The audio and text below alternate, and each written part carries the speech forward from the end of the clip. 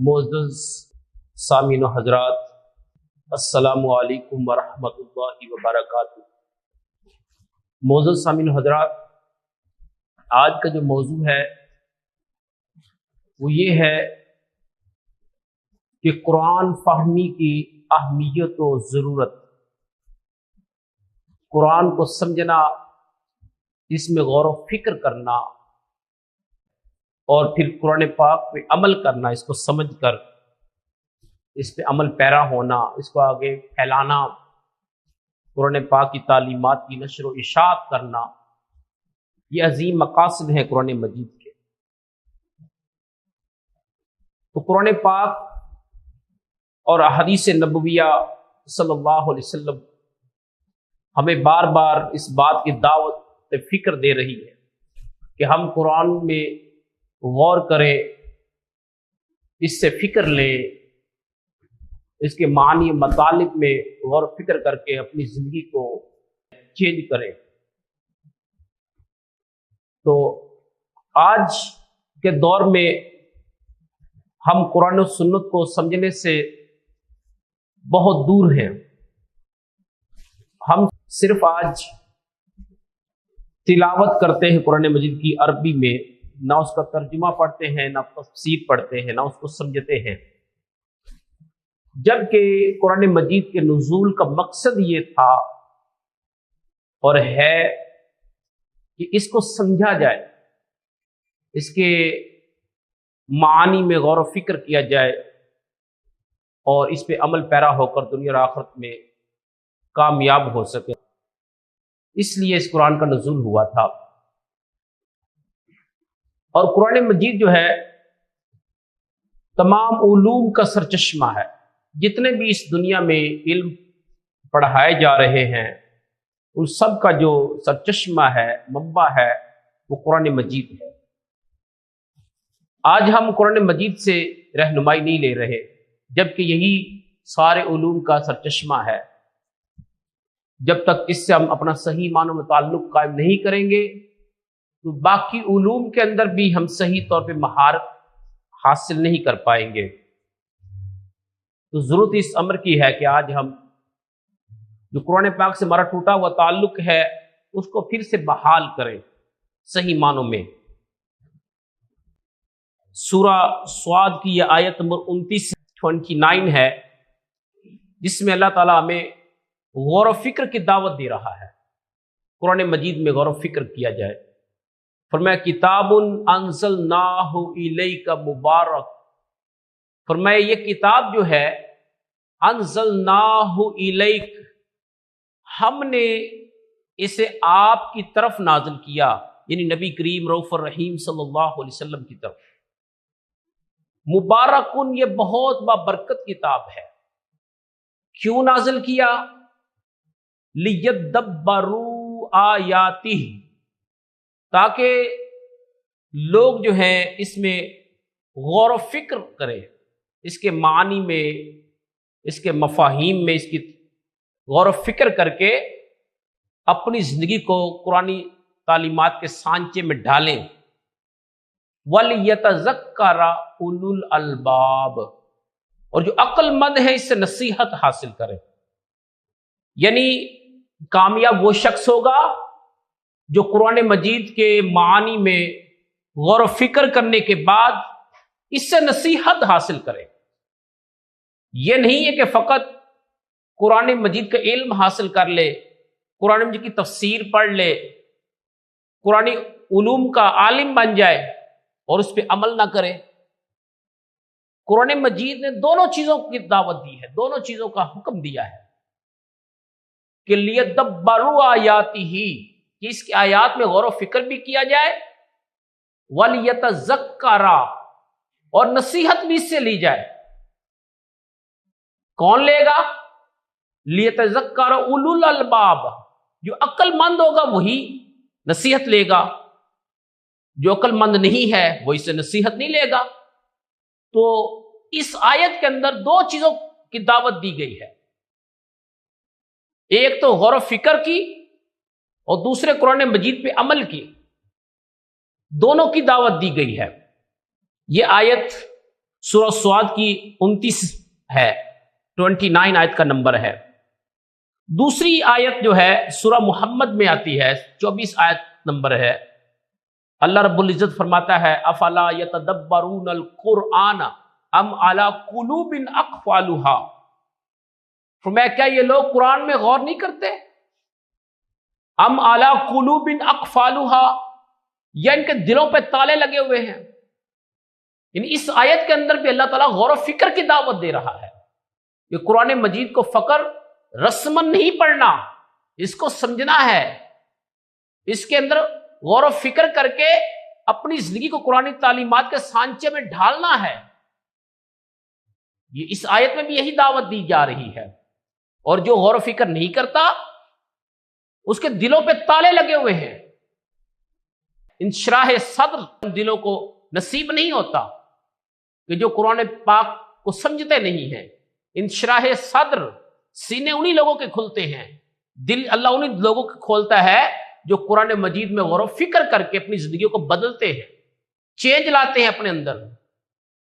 تو اس آیت کے اندر بھی ہمیں غور و فکر کی دعوت دی جا رہی ہے، قرآن پاک کو سمجھیں، اس پہ عمل کیا جائے۔ تیسری آیت اللہ رب العزت فرماتا ہے کذالک یبین اللہ لکم الآیات لعلکم تتفکرون، یہ سورہ البقرہ کی آیت نمبر 219 ہے۔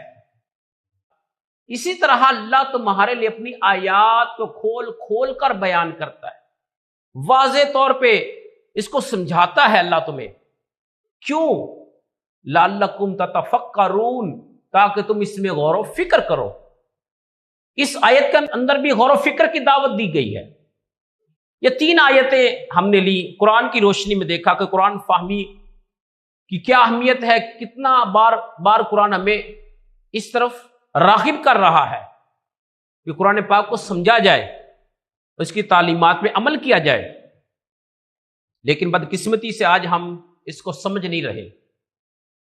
تو اب ہم احادیث کی روشنی میں دیکھتے ہیں قرآن فہمی کی ضرورت و اہمیت کیا ہے۔ حدیث ہے صحیح بخاری شریف میں، امام بخاری نے کتاب فضائل القرآن میں اس حدیث کو لیا، باب خیر من تعلم القرآن وعلمہ۔ حضرت عثمان غنی رضی اللہ تعالیٰ اس حدیث کو روایت کرتے ہیں، حضور نبی کریم صلی اللہ علیہ وسلم نے فرمایا خیرکم من تعلم القرآن وعلمہ، خیرکم، تم سب میں سے جو بہترین ہے وہ کون ہے؟ من تعلم القرآن، جو قرآن کو سیکھتا ہے۔ جو خیرکم ہے یہ سپرلیٹو ڈگری ہے، یعنی سب سے بہترین، سب سے افضل و اعلیٰ کون ہے؟ فرمایا من تعلم القرآن، جو قرآن سیکھے، وعلمہ، اور اسے دوسروں کو سکھائے۔ فرمایا یہ بہترین انسان ہے۔ لیکن آج ہم اس کو بہترین انسان سمجھتے ہیں کہ جس کے پاس دولت زیادہ ہے، پیسہ زیادہ ہے، اس کو آج ہم بہترین سمجھتے ہیں۔ لیکن بہترین انسان اللہ کے نبی صلی اللہ علیہ وسلم اس کو قرار دیا کہ جو قرآن مجید کی تعلیم سے اپنے آپ کو جوڑے رکھے، قرآن سے اپنے آپ کو جوڑے رکھے، قرآن فہمی سے اپنے آپ کو منسلک رکھے۔ جس کے پاس آج کوئی دنیوی عہدہ ہے بہت بڑا، ہم اس کو سمجھتے یہ بڑا بہترین انسان ہے۔ ہم دنیا کے زاویوں سے لوگوں کے سٹیٹس جو ہیں، ان کے رتبوں کو آج پیمائش کرتے ہیں۔ جو دنیا دار جتنا بڑا ہوگا، جتنا بڑا دنیا کا عہدہ رکھتا ہوگا، آج ہم اس کو بہترین انسان قرار دیتے ہیں، جبکہ قرآن حدیث میں بہترین انسان اس کو کہا گیا کہ جو حقیقی معنوں میں اپنا تعلق قرآن حدیث کے ساتھ قائم کر کے اپنی زندگی کو قرآن حدیث کے مطابق اپنے آپ کو بدلتا ہے، وہ سب سے بہترین انسان ہے قرآن حدیث کی روشنی میں۔ دوسری حدیث کے الفاظ یہ بھی بخاری شریف میں ہے، ان افضلکم من تعلم القرآن وعلمہ، تم میں سے سب سے افضل وہ شخص ہے جو قرآن سیکھے اور سکھائے۔ سیکھنے سکھانے میں بہت وسیع مفہوم ہے۔ یہ جو قرآن پاک کو ناظرہ جو بچوں کو مساجد میں پڑھایا جاتا ہے وہ بھی اس میں داخل ہے سیکھنے میں، اور جو علم و تجوید سیکھتے ہیں سکھاتے ہیں وہ بھی اس میں تعلم القرآن میں شامل ہیں، قرآن پاک کے سیکھنے میں شامل ہیں۔ جو قرآن پاک کو فقہ اور حدیث کی روشنی میں سمجھتے ہیں، تفسیر پڑھتے ہیں، پڑھاتے ہیں، وہ بھی اس معنی میں شامل ہیں جو قرآن سیکھے اور سکھائے وہ بہترین ہے۔ تو یہ سارے لوگ بہترین ہیں، جو قرآن کے تلفظ صحیح پڑھا رہا ہے، سکھا رہا ہے، جو قاری بنا رہا ہے، بن رہے ہیں قاری، وہ بھی اس میں داخل ہے، جو عالم بن رہے ہیں، قرآن کے پاک کی تفسیر پڑھ رہے ہیں، مفسر بن رہے ہیں، وہ بھی اس فضیلت میں داخل ہیں۔ تو اس کا وسیع مفہوم ہے، خیرکم من تعلم القرآن وعلمہ، تم میں سے بہترین وہ شخص ہے جو قرآن سیکھے اور سکھائے۔ ایک حدیث امام مسلم نے نقل کی ہے فضائل القرآن میں، اور اس حدیث کو مشکات المصابیح میں بھی لیا گیا ہے، کتاب فضائل القرآن میں پہلی فصل میں لیا گیا ہے۔ حضرت عقبہ بن عامر حدیث کو روایت کرتے ہیں، آپ روایت کرتے ہیں کہ ہم صفہ میں موجود تھے، یہ مسجد نبوی کے ساتھ ایک چبوترا تھا جہاں پہ مہمان آتے تھے حضور نبی کریم صلی اللہ علیہ وسلم سے ملنے کے لیے، یا جو صحابہ کرام رضی اللہ تعالی عنہم دور دراز کے رہنے والے تھے وہ یہاں آ کر علم حاصل کرتے تھے حضور کے پاس، یہی رہائش پذیر ہوتے تھے، یہیں پہ ٹھہرتے تھے، ان کا قیام یہیں پہ ہوتا تھا۔ تو یہ صفہ چبوترا تھا مسجد نبوی سے متصل۔ تو حضرت عقبہ بن عامر کہتے ہیں کہ ہم صفہ میں موجود تھے، حضور نبی کریم صلی اللہ علیہ وسلم ہمارے پاس تشریف لائے۔ حضور نبی کریم صلی اللہ علیہ وسلم نے فرمایا، ایکم یحب ان یغدو کل یوم الی بطحان او العقیق، فرمایا کیا تم میں سے کوئی شخص یہ پسند کرتا ہے کہ وہ صبح سویرے مارننگ ٹائم جو مدینہ منورہ کے دو مشہور بازار ہیں بطحان اور عقیق، فرمایا کہ ان دو بازاروں میں کوئی شخص روزانہ جائے، پھر کیا کرے، فَيَأْتِيَ بِنَاقَتَيْنِ قَوْمَوَيْنِ، پھر وہاں سے دو اونچی اونٹنیاں لے کر آئے، اونچے قد والی، روزانہ دو اونٹنیاں لائے، فرمایا فی غیر اسم ولا قطع رحم، بغیر گناہ کیے، بغیر رشتہ داری توڑے، یعنی گناہ بھی مارننگ ٹائم نہ کرے، جائے اونٹنیاں لائے، رشتہ داری کو قائم رکھے۔ تو صحابہ کیا جواب دیتے ہیں، وہ کہتے ہیں کلنا نحب ذالک، صحابہ کرام رضی اللہ تعالیٰ فرماتے ہیں یا رسول اللہ ہم تو یہ سب چاہتے ہیں کہ دو روزانہ میں اونٹنیاں ملیں اونچے قد والی، ہم ان کے مالک بنے۔ تو آقا علیہ السلام نے فرمایا افلا یغدو احدکم الی المسجد، فرمایا کہ تم میں سے ہر شخص صبح کو کیوں نہ مسجد چلا جائے، پھر وہاں کیا کرے مسجد میں، فرمایا کہ وہاں جا کے قرآن پاک کی دو آیتیں سیکھ لے یا پڑھ لے، خیر اللہ من ناقتین، فرمایا یہ دو اونٹنیوں سے بہتر عمل ہے، وثلاث خیر اللہ من ثلاث، فرمایا کہ تین آیتیں پڑھنا تین اونٹنیوں سے بہتر ہے، واربعون خیر اللہ من اربع، اور چار آیتیں پڑھنا چار اونٹنیوں سے بہتر ہے، ومن اعدادہن من الابل، اور اسی قدر اونٹوں سے بہتر ہے۔ جتنی آیتیں پڑھو گے، ایک آیت پڑھی ایک اونٹنی ایک اونٹ سے بہتر، دو آیتیں پڑھو گے دو اونٹ دو اونٹنیوں سے بہتر عمل ہے، جتنی آیتیں پڑھو گے اتنے اونٹنیوں سے یہ عمل افضل ہے۔ اب یہ اونٹنیوں کی مثال کیوں دی گئی، کیونکہ عرب کے اندر جو اونٹ ہیں اونٹنیاں، ان سے عرب کے لوگ بہت محبت کرتے تھے، یہ ایک ان کا پسندیدہ مال تھا، اس لیے ان چیزوں کی مثال دی گئی۔ ورنہ قرآن پاک کی ایک آیت کا سیکھنا پڑھنا پوری دنیا کے مال و متاع سے افضل ہے.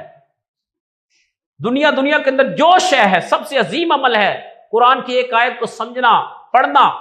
لیکن اونٹنی کی مثال اس لیے دی گئی کیونکہ عرب کے لوگ اونٹنی سے بڑی محبت کرتے تھے، ان کا پسندیدہ مال تھا، اس لیے مثال دے کر سمجھایا گیا. جیسے اب نماز ہے، یہ تمام چیزوں سے افضل عمل ہے، دنیا کی ہر شے سے افضل عمل ہے. لیکن دنیا داروں کو سمجھانے کے لیے جو فجر کی اذان میں الصلاۃ خیر من النوم یہ کلمات پڑھے جاتے ہیں کہ نماز نیند سے بہتر ہے، کہ اس میں جو میٹھی نیند سونے والے ہیں ان کو سمجھانے کے لیے فجر کی اذان میں یہ کہا جاتا ہے الصلاۃ خیر من النوم کہ نماز نیند سے بہتر ہے. حالانکہ نماز تو ساری دنیا سے بہتر ہے، دنیا کی ہر شے سے بہتر ہے، دنیا کے تمام مال و متاع سے بہتر ہے. تو الصلاۃ خیر من النوم کے کلمات جو اذان میں پڑھے جاتے فجر کی، وہ یہ سمجھانے کے لیے ہیں جو میٹھی نیند سوتے ہیں، کیونکہ اس وقت یہ چیز انہیں زیادہ پسند ہوتی ہے، میٹھی نیند سوئے رہنا. اس لیے اس کی مثال دی. ایسے ہی عربوں کو اونٹنی اور اونٹ کی مثال دے کے سمجھایا گیا ہے کہ ایک آیت پڑھنا ایک اونٹنی سے بہتر ہے، ایک اونٹ سے بہتر ہے. جتنی آیتیں پڑھو گے اتنی اونٹنی سے بہتر عمل ہے. ورنہ قرآن کی ایک آیت دنیا کی ہر شے سے بہتر ہے. اس میں بھی دیکھیں قرآن فہمی کی کتنی اہمیت اور فضیلت اس حدیث میں بتائی گئی ہے.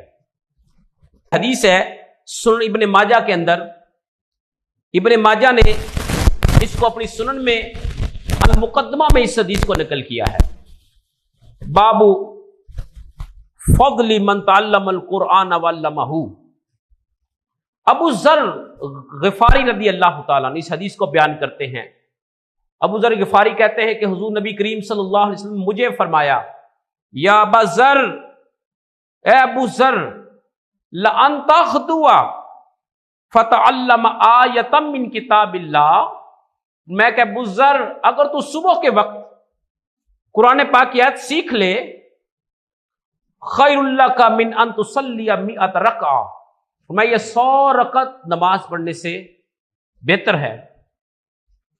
ایک طرف ہے قرآن پاک کی ایک آیت آپ سیکھ رہے، دوسری طرف کتنے 100 آپ نے رکعت نفل نماز ادا کی، اس سے یہ عظیم عمل ہے، بہتر عمل ہے ایک آیت سیکھ لینا.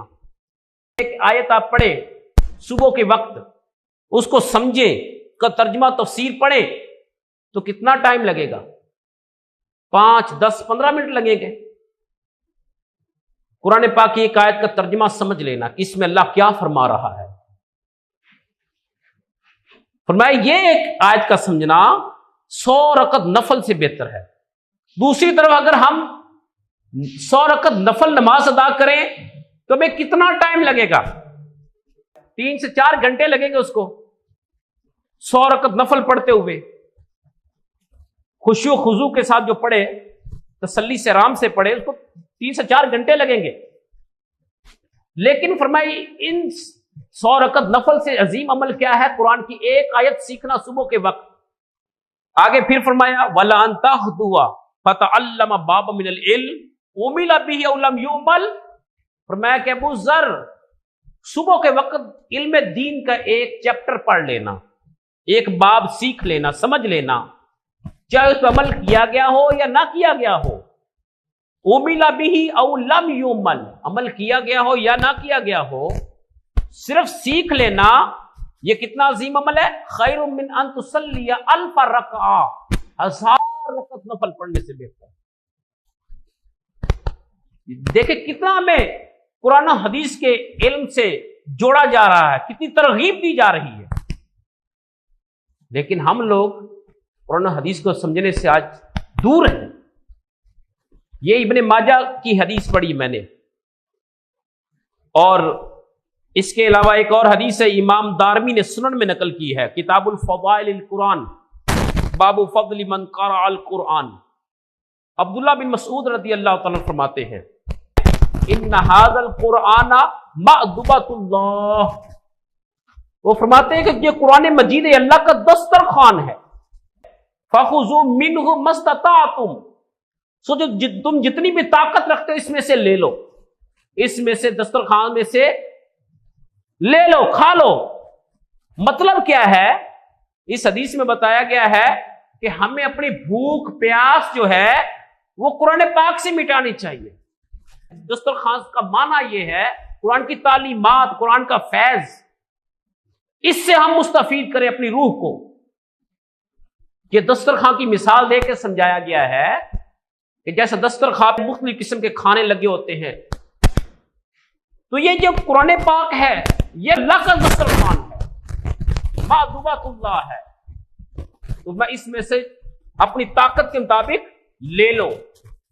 یعنی یہ قرآن اللہ کا نور ہے، اس سے ہم خیر و برکت حاصل کریں، اس سے نور حاصل کر کے اپنی روح کو غذا دیں، اپنی زندگیوں کو بدلیں۔ ایک اور امام دارمی حدیث نقل کرتے ہیں کتاب فضائل القرآن میں ہی، باب فضل من قرأ القرآن۔ حضرت کعب رضی اللہ تعالیٰ سے حدیث روایت ہے، حضرت کعب رضی اللہ تعالیٰ فرماتے ہیں علیکم بالقرآن، قرآن کو لازم پکڑو، مطلب کہ اس کی تعلیمات پہ عمل کرو۔ فَإِنَّهُ فَهْمُ الْعَقْلِ، فرمایا یہ عقل کے لیے فہم ہے، سمجھ بوجھ۔ عقل کو شعور قرآن سے ملتا ہے، عقل جو بڑھتی ہے، عقل جو خراب ملتی ہے، فہم شعور کی، وہ قرآن سے ملتا ہے۔ وَنُورُ الْحِکْمَةِ، اور یہ قرآن جو ہے نور حکمت ہے۔ وَيَنَابِيعُ الْعِلْمِ، اور سارے علم کے سرچشمے قرآن میں، اس لیے قرآن کا دامن تھام ہے، اس میں بھی غور و فکر کی دعوت دی گئی ہے۔ پھر آگے حدیث پاک امام بہقی لائے ہیں شعب الایمان کے اندر، تعظیم القرآن، فصل فی تعلم القرآن، جو فصل ہے باب قائم کیا وہ قرآن سیکھنے کا جو باب، اس میں نقل کرتے ہیں۔ ابو ہریرہ رضی اللہ تعالیٰ اس حدیث کو بیان کرتے ہیں کہ حضور نبی کریم صلی اللہ علیہ وسلم نے فرمایا من تعلم القرآن فی شیبتہ، جو جوانی کے اندر قرآن سیکھتا ہے تو اس کا کیا اجر ہے؟ اختلط القرآن بلحمہ ودمہ، تو قرآن پاک اس کے گوشت اور خون میں پیوست ہو جاتا ہے، لیکن قرآن پاک کا رنگ اس پہ چڑھ جاتا ہے، اس کے ظاہر پہ باطن میں قرآن پاک اتر جاتا ہے۔ جو جوانی میں قرآن سیکھتا ہے، اور جو جوانی میں نہ سیکھ سکا، بوڑھا ہو گیا، اس کو بھی دعوت فکر ہے کہ وہ اب مایوسی کا شکار نہ ہو، یہ نہ کہ میں تو جوانی ضائع کر بیٹھا، اب میرے پاس تو وقت ہی نہیں بچا، بوڑھا ہو گیا ہوں، ذہن وہ نہیں رہا جوانی والا، اس کو بھی مایوس نہیں ہونے دیا۔ اس کے لیے بھی پیغام فکر ہے، دعوت فکر ہے اس حدیث میں۔ من تعلمہ فی کباری فہو ینفلت منہ ولا یترکہ فلہ اجرہ مرتین، فرمایا کہ جو بڑھاپے میں قرآن سیکھے اور سیکھتے سیکھتے بار بار بھول جاتا ہے، ترک نہیں کرتا، بھولنے کے باوجود بھی اپنا تعلق، ولا یترکہ، اسے چھوڑتا نہیں ہے، یہ نہیں مایوس نہیں ہوتا، یہ نہیں سمجھتا کہ مجھے تو سمجھ نہیں آ رہا، میں یاد کرتا ہوں، سنتا ہوں، بھول جاتا ہوں۔ فرمایا کہ اس کے جب بھولنے کے باوجود بھی اسے اٹیچ رہے قرآن سے، چھوڑے نہیں، تعلق قائم رکھے، فرمایا فلاح اجرہ مرتین، اس کے لیے دوہرا اجر ہے، ڈبل اجر اس کو ملے گا۔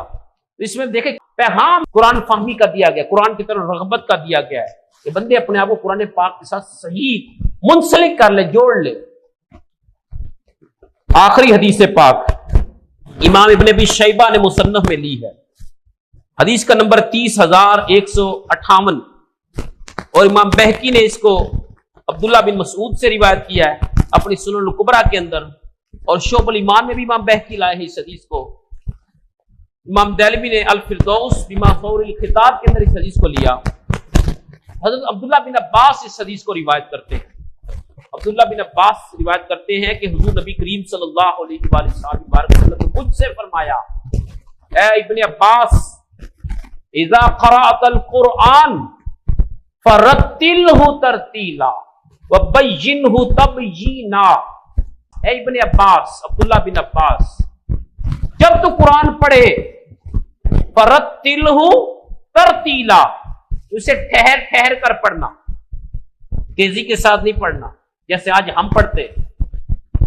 ہم تو اس کوشش میں ہوتے جلدی زیادہ سے زیادہ پارے پڑھے. جب رمضان شریف آتا ہے تو بہت لوگ یہ کہتے ہوئے سنے جاتے ہیں کہ ہم نے آج رمضان میں اتنے قرآن پڑھ لیے. کوئی کہتا ہے 5 پڑھ لیے، کوئی کہتا ہے 10 پڑھ لیے. اس طرح مختلف لوگ بتاتے ہیں. یہ اعتکاف میں لوگ بیٹھتے ہیں تو وہ بتاتے ہیں میں نے اتنے 5 پڑھ لیے، 10 پڑھ لیے، جتنے بھی ہو پڑھ سکتے ہیں، تیزی کے ساتھ پڑھتے ہیں. قرآن پاک اس لیے نہیں اتارا گیا کہ جلدی جلدی ختم کر کے پھر دوبارہ سے پڑھیں. مطلب اس کو سمجھنا ہے. تو میں کہ ابن عباس جب بھی تو قرآن پڑھے اذا قرأت القرآن فرتلہ ترتیلا، اسے ٹھہر ٹھہر کر پڑھنا ہے. قرآن کا بھی یہی حکم ہے سورہ مزمل کے اندر، ورتل القرآن ترتیلا، قرآن کو ٹھہر ٹھہر کر پڑھا جائے. اور یہاں حدیث میں بھی عبداللہ بن عباس کے ذریعے پوری انسانیت کو پیغام ہے، قیامت تک آنے والی انسانیت کو. قرآن پاک کو ٹھہر ٹھہر کر پڑھا جائے. وَبَيِّنْهُ تَبْيِينًا، اور اس کے جو الفاظ و حروف ہیں ان کو خوب واضح کر کے پڑھا جائے، واضح کر کے.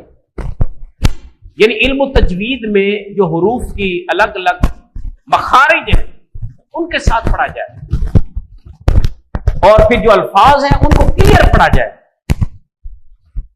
حرف دوسرے سے جدا ہو، جیسے زال ہے، زا ہے، بود ہے، وہ ہے، ان کی آوازیں ملتی ہیں آپس میں، لیکن ان آوازوں کا فرق ہونا چاہیے. حروف کے جو الگ الگ پہچان ہو، اس نے کون سا حرف پڑھا ہے. پھر لفظ جو ہے پڑھتا ہے، حروف سے مل کے لفظ بنتے، الفاظ بنتے، وہ الفاظ بھی کلیئر ہو، واضح ہو، تاکہ جو سننے والا اچھی طرح سمجھ سکے اس نے کیا پڑھا ہے. قاری نے، قرآن پڑھنے والے نے. اس میں بھی دعوت ہے قرآن پاک کے الفاظ کو، حروف کو خوب واضح کر کے پڑھا جائے. یہ نماز کے اندر بھی ہے، نماز سے باہر بھی ہے، لیکن بدقسمتی سے اس پہ عمل نہیں ہو رہا. تو آگے فرمایا وَلَا تَنْثُرْهُ نَثْرَ الدَّاخِلِ، پھر میں کہ اس قرآن کو رتی کھجور کے بکھیرنے کی طرح نہ بکھیر دیا کرو. وَلَا تَهُزُّهُ هَزَّ الشِّعْرِ، اور اسے نہ جلدی سے شعر گوئی کی طرح پڑھا کرو. اور پھر آگے حدیث کے الفاظ ہے کیفو عند عجائبہ، اور اس کے اندر جو عجائبات ہیں قرآن پاک کے اندر، ان کے اندر غور و فکر کرنا ٹھہر کر. قرآن کہتا کیا ہے، اس میں کیا کیا عجیب و غریب واقعات بیان ہوئے جو بندے کو جھنجھوڑتے ہیں، اس کو علم کا نور عطا کرتے ہیں. ان میں بھی غور و فکر کرے اور اس سے فیض حاصل کے اپنے قلوب و اذہان کو منور کرے. وَحَرِّكُ بِهِ الْقُلُوبَ، اور اس قرآن کے ذریعے کو حرکت دیا کرو. وَلَا يَكُونَنَّ هَمُّ أَحَدِكُمْ آخِرَ السُّورَةِ، تم میں سے کسی کا بھی ارادہ تک پہنچنے نہیں ہونا چاہیے کہ جلدی میں قرآن ہو جائے، بلکہ کیا حکم اس میں غور و فکر کیا جائے اور تدبر کے ساتھ پڑھا جائے، سمجھ کر.